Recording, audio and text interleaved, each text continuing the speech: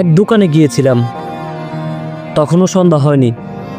ফুটপাতে ভাসমান স্পঞ্জ স্যান্ডেলের দোকান। স্যান্ডেলের দাম ছিল 60 টাকা, কিন্তু আমার কাছে তো ভাঙতি নেই, ছিল মাত্র 1000 টাকার নোট। দোকানদার নিজ থেকেই বললেন, সমস্যা নাই, দেন। আর কয়েকজন ক্রেতা তখন স্যান্ডেল দেখছিল। ঠিক তখনই আমার মোবাইলে কল আসে।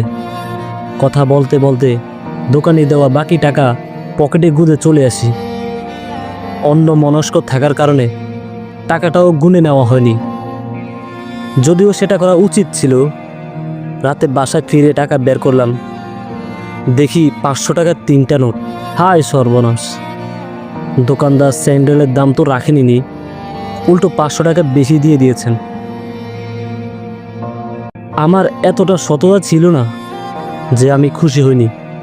একটু খুশি হয়েছিলাম, কিন্তু কয়েক মিনিট পর থেকেই ভিতরে অস্বস্তি লাগতে শুরু করলো। লোকটা সারাদিনের কষ্টের আয় হয়তো এই 500 টাকা, যা এখন আমার কাছে।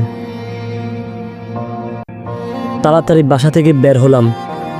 লোকটাকে বের করতেই হবে। প্রায় আধা ঘন্টা খোঁজেও পেলাম না। এই শহরে শত্রু দেখা সহজে মিলে, কিন্তু হারানো মানুষের না। রাত ভালো কাটলো না। সকালেও খুঁজতে গেলাম, পেলাম না। দুপুরে গিয়ে অবশেষে পেয়ে গেলাম তাকে। টাকাটা ফেরত দিলাম। লোকটা হাসি বলে দিচ্ছিল, গত রাতেও তিনি হয়তো অনেক হিসাব কষে এই টাকা মেলানোর চেষ্টা করেছেন, পারেননি। এবার মিলে গেল। 3 মাস পর ঢাকার বাইরে গিয়েছিলাম।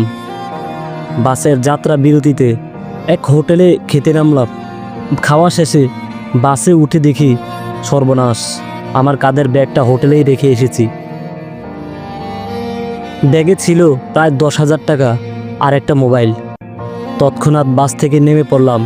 প্রায় 40 মিনিট পর হোটেলে পৌঁছালাম, কিন্তু ব্যাগ নেই। চোখে পানি চলে এলো। এতদিনের সঞ্চিত টাকা ধীরে ধীরে আশা ছেড়ে দিচ্ছিলাম। তখনই পিছন থেকে এক কিশোর ডেকে বলল,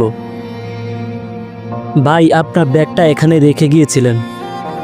ছেলেটি নাকি আমাকে অনেকবার ডেকেছিল, কিন্তু আমি শুনিনি। ব্যাগ খুলে দেখি সব কিছু আগের মতোই আছে। হিসাব মিলাচ্ছি, হয়তো সেই স্যান্ডেলওয়ালার উপকারের প্রতিদানই আজ ফিরিয়ে দিলেন কেউ।